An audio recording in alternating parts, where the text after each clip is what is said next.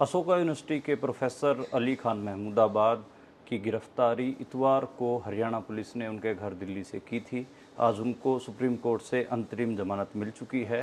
उन्होंने एक social media post लिखी जिसके बाद उनकी गिरफ्तारी करने के लिए हरियाणा पुलिस पहुंचती है। उनके ऊपर 2 एफआईआर दर्ज की गई और उसके बाद एक बहस छिड़ी कि क्या कोई बताएगा कि उनकी फेसबुक पोस्ट में गलत क्या था। बहुत सारे जो बीजेपी समर्थक लोग हैं और यहाँ तक कि हरियाणा महिला आयोग की जो अध्यक्ष हैं रेणु भाटिया, उन्होंने कहा कि इससे हमारे सेंटीमेंट हर्ट हुए हैं। लेकिन बहुत सारे लोगों ने उनसे पूछा कि इस पूरी फेसबुक पोस्ट में क्या आप हमें बता सकते हैं कि गलत क्या है, लेकिन वो कुछ गलत बता नहीं पाए। उसके बाद पूरा एक सिलसिला चला जिसमें कहा गया कि क्या जो अभिव्यक्ति की स्वतंत्रता है उसके ऊपर ये हमला है। कई लोगों ने कहा कि उनको मुसलमान होने के लिए टारगेट किया गया है। कई किस्म की बातचीत इसके बाद छिड़ी। कई लोगों ने तो उनको, जो मध्य प्रदेश के मंत्री हैं विजय शाह, उनके साथ ही कंपेयर करने की कोशिश की। इस पूरे मामले को समझने के लिए हमारे साथ आज प्रोफेसर पूर्णानंद मौजूद हैं।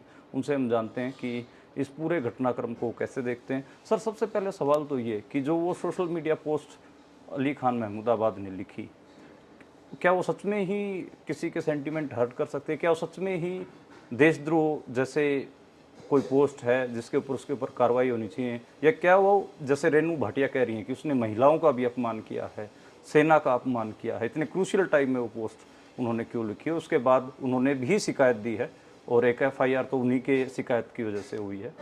तो क्या लगता है आपको, उस पूरी फेसबुक पोस्ट को आप कैसे देखते हैं? देखिए, उस फेसबुक पोस्ट में क्या है, 3 चीज़ें हैं। सबसे पहले अली खान ने सेना की तारीफ़ की है। दूसरे, उन्होंने पाकिस्तान की आलोचना की है कि वह अपने यहाँ दहशतगर्दी को पाल पोस रहा है। तीसरे, उन्होंने यह कहा है कि उनको यह देख के बड़ा अच्छा लगा कि कर्नल सोफिया कुरैशी और व्योमिका सिंह, जो भारत का पक्ष रख रही थी दुनिया के सामने, उस दृश्य की बहुत सारे दक्षिणपंथी टिप्पणीकार तारीफ़ कर रहे हैं। ये देख के उनको बहुत अच्छा लगा। लेकिन वे यह कह रहे हैं कि यह और अच्छा होगा अगर वे जो टिप्पणीकार हैं वे ज़मीनी स्तर पर जो मुसलमानों के घर बुलडोज़ किए जाते हैं या उनकी मॉब लिंचिंग होती है या दूसरी चीज़ें, दूसरा अत्याचार उनके साथ होता है, वे उसकी भी निंदा करें, तो यह और अच्छा होगा। यह बात उन्होंने कही।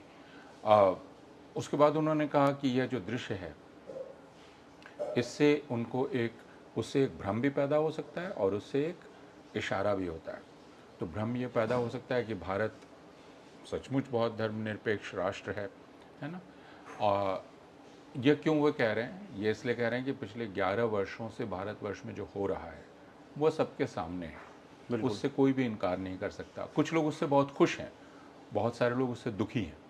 जो खुश हैं या जो दुखी हैं, दोनों एक ही बात से खुश या दुखी हैं। वो ये कि भारत धर्मनिरपेक्ष राष्ट्र से अब हिंदुत्ववादी राष्ट्र की तरफ बढ़ रहा है जी। तो कई लोग इससे बहुत खुश हैं कि यह अच्छा हो रहा है। भारत को दरअसल हिंदुत्ववादी राष्ट्र होना चाहिए था। और बहुत सारे लोग जो मानते हैं कि उसे धर्मनिरपेक्ष होना चाहिए था, वो उससे दुखी हैं। लेकिन हकीकत तो एक ही है ना कि वो उस तरफ बढ़ रहा है।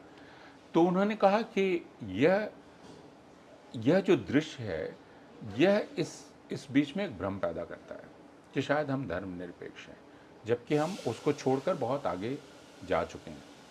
दूसरे, उन्होंने कहा कि लेकिन ये एक इशारा भी है कि शायद हम वही हैं। और यह हमारा जो तर्क था वो पाकिस्तान से बिल्कुल अलग था, क्योंकि पाकिस्तान ने एक धर्म आधारित राज्य होना तय किया था और भारत ने एक धर्मनिरपेक्ष राज्य होना तय किया था। तो यह दृश्य उस बात की भी पुष्टि करता है। ये 2 बातें वे कह रहे थे। इसमें न तो व्योमिका सिंह पर कोई टिप्पणी है, न कर्नल सोफिया पर कोई टिप्पणी है। उन दोनों के बारे में वो कुछ भी नहीं कह रहे हैं। इसलिए न तो उन दोनों का सम्मान, न उन दोनों का अपमान, दोनों में से कुछ भी नहीं है। वे इस दृश्य के महत्व के बारे में बतला रहे हैं। यह दृश्य दरअसल क्या बतलाता है? तो यह भारत की एक धर्मनिरपेक्ष छवि के बारे में बतलाता है, जहाँ विविधता में वह एकजुट है, यह वो बतलाता है। जी। उनके समर्थक ये भी कह रहे हैं कि जो उनकी जो पोस्ट है वो तो वतन प्रस्ती वाली पोस्ट है, बिल्कुल पेट्रियोटिक पोस्ट है। वो तो बल्कि अपने वतन, अपनी सेना की तारीफ भी कर रहे हैं और उसमें अपने वतन के लिए फिक्रमंद भी दिखाई दे रहे हैं, पाकिस्तान को खरी खोटी सुना भी रहे हैं। फिर उनके ऊपर कार्रवाई क्यों हुई, ये एक बड़ा सवाल। हाँ, अब उनके ऊपर कार्रवाई क्यों हुई, इससे सारे लोग भौचक्के हैं या असमंजस में हैं या समझ नहीं पा रहे हैं कि क्यों हुई। शुरुआत तो हुई थी हरियाणा महिला आयोग की जो अध्यक्ष हैं रेणु भाटिया, उनकी नाराज़गी से। उन्होंने कहा महिलाओं का अपमान हुआ है और उन्होंने एक लंबी चौड़ी प्रेस कॉन्फ्रेंस की। उस प्रेस कॉन्फ्रेंस में उन्होंने अशोका यूनिवर्सिटी को भी धमकी दी और कहा कि अली खान को वो निकाल दे। उन्होंने कहा ऐसे आदमी को प्रोफेसर होने का अधिकार नहीं है वगैरह वगैरह। लेकिन वो ये कहीं बता नहीं पाए कि महिला आयोग के अधिकार क्षेत्र में ये कैसे आता है, ये पूरी जो टिप्पणी है अली खान की, और क्यों वे इस टिप्पणी से नाराज़ हैं। महिला आयोग की अध्यक्ष होने के नाते वे क्यों नाराज़ हैं इससे, या वे जो ये कह रही हैं कि इसमें महिलाओं का अपमान हुआ है। भारत की आन बान और शान, ये शब्द उन्होंने इस्तेमाल किया, भारत की आन बान और शान, ये जो दोनों हमारी व्योमिका सिंह हैं और ये हैं, इनका अपमान हुआ है। ये कहाँ हुआ है? ये तो पिछले 2 दिन में लोगों ने आज इंडिया टुडे की जो एंकर हैं प्रीति चौधरी जी, उनका इंटरव्यू देखा है। करोड़ों लोगों ने अब तक देख लिया होगा, जिसमें प्रीति चौधरी उनसे बार बार पूछ रही हैं, पढ़ पढ़ कर 6 बार उन्होंने, प्रीति चौधरी ने 6 बार उस सोशल मीडिया पोस्ट को पढ़ा। और लाइन दर लाइन पढ़ा और रेणु भाटिया से पूछा कि इसमें आप मुझे एक लाइन, एक अक्षर बताएं जिसमें उनका अपमान हुआ है। लेकिन बार बार रेणु भाटिया उसमें तो टाल रही थी, कोई कुछ वो कह रही थी नहीं नहीं मैं इससे दुखी हुई। तो यानी कि उनका दुखी होना ही एक हिसाब से उनके लिए उनके जेल जाने का कारण बन गया। यह सब देखकर मुझको एक बहुत पुरानी कहानी याद आई जो भारत में सारे लोगों ने पढ़ी है और दुनिया के अलग अलग जगहों में, कि एक बकरी या भेड़ पानी पी रही थी, तो एक भेड़िया आया या शेर आया और उसने कहा कि तुमने मेरा पानी जूठा कर दिया इसलिए मैं तुमको खा जाऊंगा। तो उसने कहा कि लेकिन मैं तो नीचे पी रही हूँ, आप तो ऊपर हैं, तो मेरा पानी तो जा ही नहीं सकता है, तो मैं आपका पानी कैसे जूठा कर सकती हूँ। तो उसने कहा कि नहीं, इसका तुम्हारे दादा ने पिया होगा या तुम्हारे बाप ने पिया होगा और जूठा किया होगा, असल बात है कि मैं तुमको खाना चाहता हूँ। तो यहाँ वह कह रही हैं कि तुमने लिखा कुछ भी, मैं दुखी हो गई, मेरा दुखी होना ही काफ़ी है कि तुमने अपराध किया है। अब उसमें से आप निकालने को कह रहे हैं कि अपराध, वो मामला नहीं है। मामला यह है कि मैं दुखी हो गई, बात ख़त्म। मैं जब दुखी हो गई तो आपने अपराध किया ही होगा। अब अपराध खोज के निकालना पड़ेगा जिससे मैं दुखी हुई, और वो काम पुलिस का है। उन्होंने कहा कि एफआईआर हो गई है, सब कुछ हो गया है, तफ्तीश चल रही है, अब इसके बारे में बात क्यों करें। तो उनका काम ख़त्म हो गया। वो बहुत ही एक बेतुका सा इंटरव्यू था, लेकिन यह भारत में हो पा रहा है। इससे आप भारत की हालत के बारे में समझ सकते हैं कि भारत किस प्रकार का जनतंत्र है, जिसमें एक महिला आयोग की अध्यक्ष यह कर सकती है और एक भारतीय जनता पार्टी का नेता एक एफआईआर कर सकता है, ये कह के पुलिस के पास जा सकता है कि अली खान महमूदाबाद मेरे सामने ये बोले जिससे मुझे दुख हुआ। उनको भी दुख हुआ और उनके दुख को पुलिस ने समझा और पुलिस ने उसके बाद अपने आप ही अनेक धाराएं लगा दी अली खान महमूदाबाद पर। देश राजद्रोह की धारा लगा दी, इतनी संगीन धारा, 2 धार्मिक समूहों में वैमनस्य फैलाने की धारा, किसी धार्मिक समुदाय का अपमान करने की धारा। अब अगर उस पूरे पोस्ट को आप पढ़ें तो धर्म तो उसमें कहीं है ही नहीं। बिल्कुल, उसमें कहा गया भारत विविधता में एकता का देश है। किसी धर्म पर कोई टिप्पणी नहीं है, 2 धार्मिक समुदायों के बारे में टिप्पणी नहीं है, किसी को ऊंचा नीचा दिखाने की, किसी को ऊंचा नीचे दिखाने की कोशिश नहीं है। फिर कहाँ से खोज लिया पुलिस ने कि इसमें ये सारा कुछ है? ये तो पुलिस ने खोजा ना, एफआईआर तो पुलिस ने की है। वो शिकायत लेकर गए, मुझे दुख हुआ। पुलिस ने उस दुख में जो जो धारा हो सकती है वो सब लगा दी और उसके बाद अगले दिन सुबह रात 8 बजे वो एफआईआर करती है, सुबह 7 बजे वो अपना राज्य पार करके दूसरे राज्य में पहुंचती है और अली खान के घर सुबह 7 बजे पहुंच जाती है और उनको गिरफ्तार कर लेती है और उठाकर सोनीपत ले आती है, एक दूसरे राज्य। तो आप ये और देख ये कहा जा रहा कि बिना ट्रांजिट रिमांड के। उस वक्त तो वो सीधे ले आई थी पहली बार में, और दोबारा जो वकीलों ने मुझे बतलाया है कि दोबारा उसे लेके जाना पड़ा क्योंकि सर्वोच्च न्यायालय का फैसला है कि आप ट्रांजिट रिमांड के बिना नहीं कर सकते, ये बहुत सख्त है इस मामले में। तो एक तरह से पहली बार में वो अपहरण ही हो गया था कि आप उठाकर, वो पूरी तरह से गैर कानूनी था कि आप सुबह सुबह, और इतवार इसको भी ध्यान दीजिएगा, ये श्रोताओं को भी समझ में आना चाहिए कि जब ये इस तरह की कार्रवाई होती है जिसमें पुलिस, वह आदमी घर से भाग नहीं रहा है, ये कोई ऐसी संगीन चीज़ नहीं है। बार बार अदालतों ने कहा है कि पुलिस को ऐसी एफआईआर करने के पहले तफ्तीश करनी चाहिए, तहकीकात करनी चाहिए, जांच करनी चाहिए, संतुष्ट हो जाना चाहिए कि एफआईआर लायक मामला है, फिर उसको एफआईआर करनी चाहिए। लेकिन पुलिस इतनी हड़बड़ी में है कि उसने यह किया। इतवार को करने का मतलब यह था कि कहीं अग्रिम जमानत लेने के लिए भी वो नहीं जा सकते थे, कहीं जमानत लेने के लिए भी नहीं जा सकते थे, क्योंकि अदालत बंद है उस दिन। तो इसका मतलब उनको जेल में एक दिन तो कम से कम रखा जा सकेगा, सोमवार तक।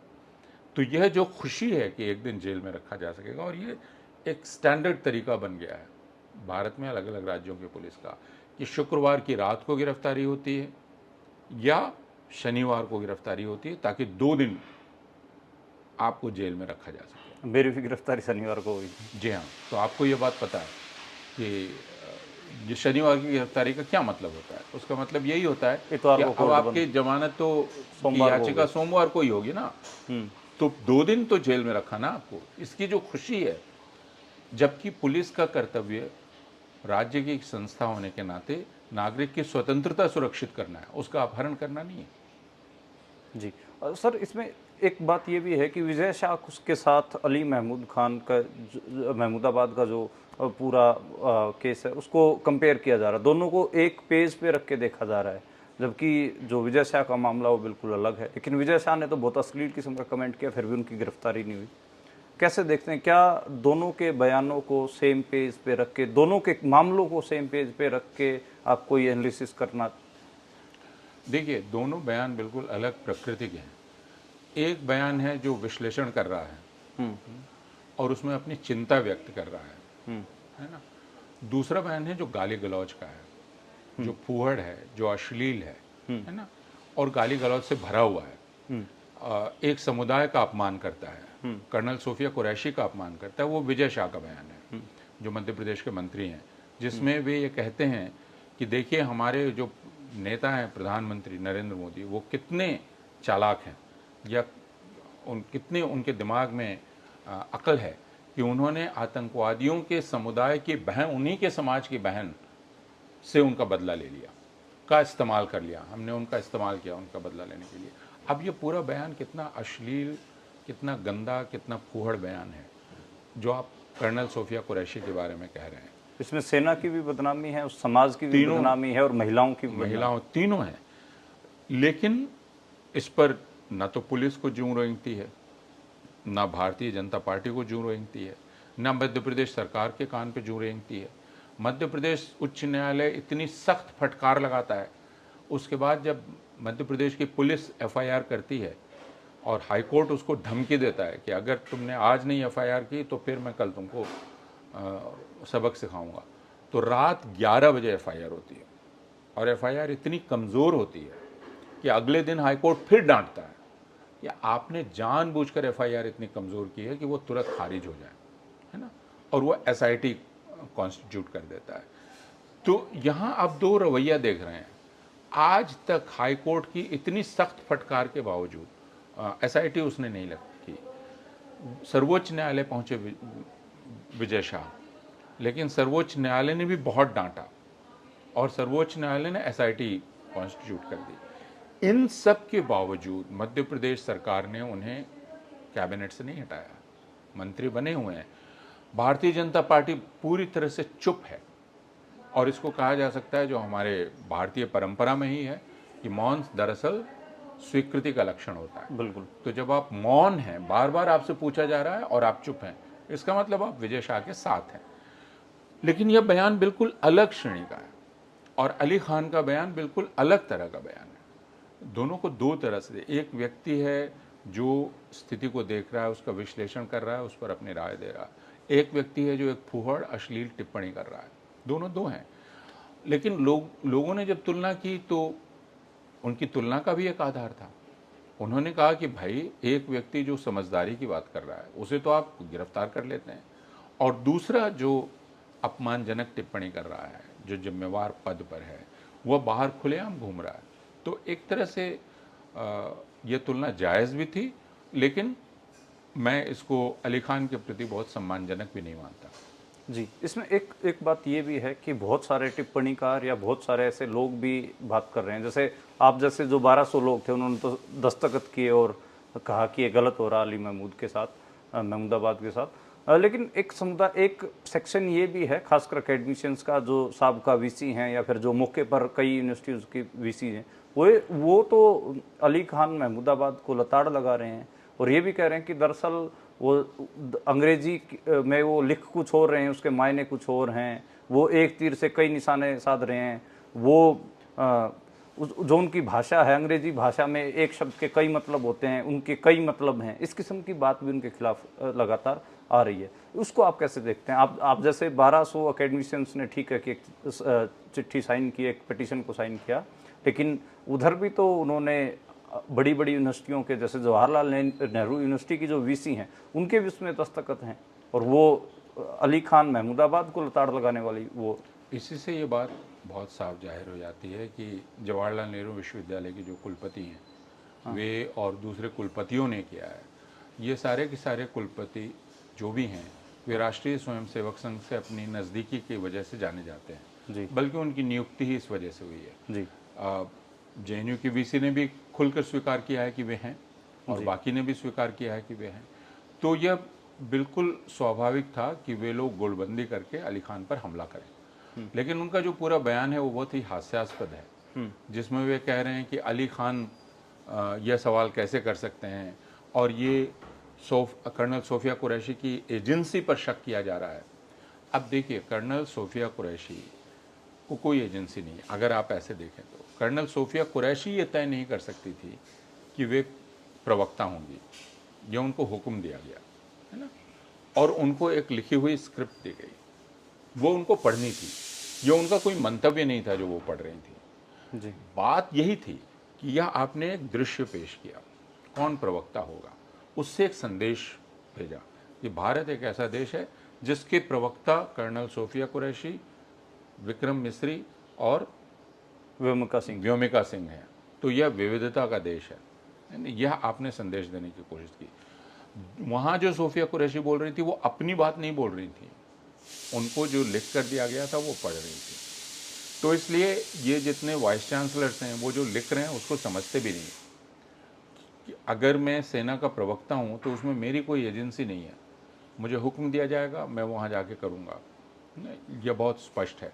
तो जो जो वो बोल रहे हैं वह भी निरर्थक है या बेतुका है ना, लेकिन उस बयान से बहुत साफ है कि अब इतना ख़तरनाक है भारतवर्ष में किसी का और ख़ासकर एक मुसलमान बुद्धिजीवी का अपने विचार को स्वतंत्र रूप से व्यक्त करना, क्योंकि उस पर चारों तरफ से हमला करवाया जाएगा। पुलिस का हमला होगा, उस पर भारतीय जनता पार्टी के नेताओं का हमला होगा, और अब उसमें तथाकथित शिक्षाविद भी शामिल हो जाएंगे। और ये पहली बार नहीं हुआ है, इसके पहले भी कई बार इन जिनको शिक्षाविद कहते हैं, इन लोगों ने मिलकर खुद शिक्षाविदों पर हमला किया है। ये पहली बार भारतवर्ष में हो रहा है कि जो एकेडमिक्स से जुड़े हुए लोग हैं वे एकेडमिक्स से जुड़े लोगों पर हमला कर रहे हैं। ये पहली बार हो रहा है। जी। इसमें बस मेरा आखिरी सवाल आपसे रहेगा कि उनको इंटरिम जमानत मिल गई है, वो बाहर भी आ जाएंगे अली खान महमूदाबाद, लेकिन उनके ऊपर सोशल मीडिया पोस्ट पे उस पर बात करने पे भी रोक लगाई गई है। वो बेल की कुछ शर्तें हैं, वो थोड़ी देर में डिस्क्लोज भी हो जाएंगी। लेकिन कैसे देखते हैं कि एक अशोका यूनिवर्सिटी का जो प्रोफेसर है उसके साथ साथ उसकी यूनिवर्सिटी को भी धमकाया जा रहा है। बहुत सारे लोग तो इसको ऐसे भी देख रहे हैं कि ये जो प्राइवेट यूनिवर्सिटियां जो थोड़ा बहुत इनके जो प्रोफेसर्स वगैरह कुछ कुछ कर देते थे, कुछ कुछ बोल लिख देते थे, एनालिसिस कर देते थे, उनको भी एक मैसेज है कि दरअसल आप चुप रहिए। और ये जो मुसलमान इंटेलेक्चुअल्स हैं इनको भी एक मैसेज है कि आप भी दरअसल चुप रहिए। इसको आप कैसे देखते हैं? मतलब इस किस्म के विश्लेषण भी लगातार सामने आ रहे हैं। देखिए, अली खान ने जो बात लिखी वह बात उनके पहले सैकड़ों लोग लिख चुके थे जी। हालांकि उन पर भी कार्रवाई हुई।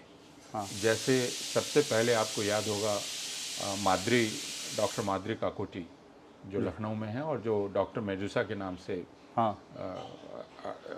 व्यंग्यात्मक टिप्पणियाँ किया करती हैं या वीडियो बनाती हैं, उनको सबसे पहले एक तरह से प्रताड़ित किया गया। जी। यानी उनका शायद सोशल मीडिया हैंडल जो था उसको बंद किया गया और उन पर FIR भी हुई। FIR भी हुई। ये सबसे पहले, क्योंकि उन्होंने यही प्रश्न किया था जो अली खान ने किया जी। कि भारतवर्ष में क्या हो, असलियत क्या है भारतवर्ष की, तो इस दिखावे के आगे, और इसके चलते उन पर हुई। लेकिन उसके बाद सैकड़ों लोगों ने यह लिखा, अली खान के लिखते ही उन पर लोग टूट पड़े, और उसका कारण दो था। एक तो अली खान एक बहुत ही प्रतिष्ठित विश्वविद्यालय में थे जिसको एलीट विश्वविद्यालय कहते हैं, दूसरे कि वो मुसलमान थे। और यह अब बतलाया जा रहा है भारत में दक्षिण पंथ की ओर से कि आप अगर मुसलमान हैं तो आप ये जुर्रत नहीं कर सकते कि आप कोई आलोचना करेंगे, आपको सिर्फ एक चीज़ की छूट है, चाहे आप कितने एलीट क्यों ना हो। चाहे आप कितने ही एलिट क्यों ना हो। क्योंकि महमूदाबाद के बारे में कहा जा रहा है कि वे हज़ारों उनकी नवाबी संपत्ति बहुत ज़्यादा है, वो नवाबी ख़ानदान के वारिस हैं, वगैरह वगैरह वगैरह। तो लेकिन इन सब में कोई चीज़ आपके रक्षा कवच नहीं हो सकती, बल्कि आप जितने एलीट होंगे उतना हमला आप पर ज़्यादा होगा, है ना। यह एक संदेश। और दूसरे कि अगर आप बहुत बड़े बुद्धिजीवी भी हैं, कैम्ब्रिज में पढ़ के आए हैं, पूरी पढ़ाई आपने बाहर की है, और आप बहुत ऊंची अंग्रेज़ी लिखते हैं, यही बात अब आपके खिलाफ चली जाएगी। इसमें बार बार कहा जा रहा है, महिला आयोग के अध्यक्ष ने भी कहा, बल्कि मैं सर्वोच्च न्यायालय की भी जब टिप्पणियां सुन रहा था तो बार बार कहा जा रहा था कि भाई सीधी सादी ज़बान में लिखना चाहिए। तो अब आप गाढ़ी अंग्रेज़ी में भी नहीं लिख सकते, यह सब कुछ आपके खिलाफ चला जाएगा। तो अली खान के खिलाफ सबसे पहली बात गई है कि वे अली खान हैं, मुसलमान हैं। मुसलमान को भारत में सोचने और जो वो सोच रहा है उसको बोलने का अधिकार नहीं है। यह बात हम पहले उमर खालिद, शर्जील इमाम, बाकी लोगों में देख चुके हैं। उमर खालिद में भी वही बात कही गई जो अभी अली खान में कही जा रही है कि अली खान जो बोल रहा है वो मतलब नहीं है, वो मतलब कुछ और है, दूसरा मतलब है। दूसरा मतलब। ये एक तीर से दो निशाने साध रहे हैं। हाँ, उमर खालिद के बारे में भी हाई कोर्ट ने ये कहा, ये जो बोल रहा है उसका मतलब ये नहीं है, ये इतना शातिर दिमाग है कि इसका मतलब कुछ और है। तो अब हाई कोर्ट एक मुसलमान के दिमाग में घुसकर ये कहता है कि इसके दिमाग में दरअसल ये है, यानी मुसलमान सोच ही सकता है राजद्रोही बातें, देशद्रोही बातें, उससे अलग कोई कुछ सोच ही नहीं सकता। तो वो जो कुछ भी बोल रहा है वो सिर्फ एक दिखावा है, असल चीज़ है राजद्रोह।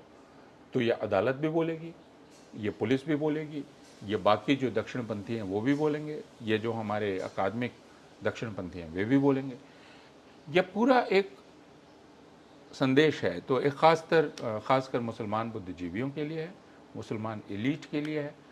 और जब मैं ये देख रहा था कि अली खान को गिरफ़्तार किया गया तो एलीट होने के बावजूद, और तुम मुझको 2002 में जो गुजरात में गुलबर्ग सोसाइटी में एहसान जाफरी की हत्या हुई थी वह याद आ गई।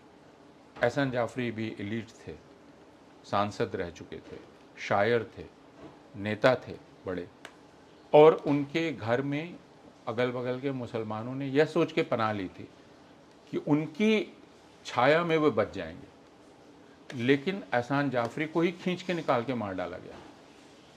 तो मुसलमानों को यह बतलाया जा रहा है कोई छाया नहीं है, कोई सरपरस्ती नहीं है, कोई नहीं बचेगा, किसी भी तरह नहीं बच सकता। ये संदेश है और ये बहुत साफ है। इसलिए शायद मुसलमान हर दिन हर उस इवेंट पर अपनी वतन परस्ती सिद्ध करने के लिए सबसे आगे होकर लाउड माउथ बनने की कोशिश कर रहे हैं। बिल्कुल। तो यानी मुसलमान को सिर्फ एक चीज़ की इजाज़त है कि वह भारत माता की जय का नारा लगाए, जय श्री राम का नारा लगाए, सरकार की तारीफ करे। यह अभिव्यक्ति की स्वतंत्रता उसको है, उसके अलावा कुछ नहीं। जी, शुक्रिया प्रोफेसर साहब, आपने इस संवेदनशील मुद्दे पर बात रखी आपने। मैं भी इस पे ज़्यादा बस एक ही कमेंट करना चाहूँगा। मुझे लगता है कि जिस हिसाब से अशोका यूनिवर्सिटी ने उनके इस बयान से किनारा किया, और उसके अलावा जो हरियाणा के इस पूरे इलाके में जितनी प्राइवेट यूनिवर्सिटियाँ हैं जिनको एलीट यूनिवर्सिटीज़ कहा जाता है, उनको भी सरकार के अलग अलग एजेंसीज से अब ये हिदायत दी जा रही है कि आप जो एंटी एस्टेब्लिशमेंट जो अकेडमियाँ हैं या स्टूडेंट्स हैं, अब उनको आप अपने यहाँ पर न रखें, ना उनको नौकरी दें। इस किस्म का मैसेज देने की भी मेरे को लगता है कि ये कोशिश की जा रही है, यानी कि जिन जगहों को बहुत लिबरल कह के पेश किया जाता था उनको भी अब दरअसल लिबरल नहीं छोड़ा जाएगा।